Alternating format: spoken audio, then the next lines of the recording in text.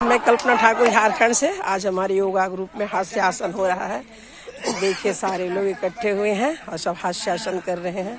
बहुत आनंद आ रहा है। आप लोग भी इसका लुत्फ उठाइए और बहुत अच्छा आप लोग देखिए, आनंद आ जाएगा। योग में तो निरोगता है, लेकिन आप हास्य आसन देखिए कितना आनंद आ रहा है।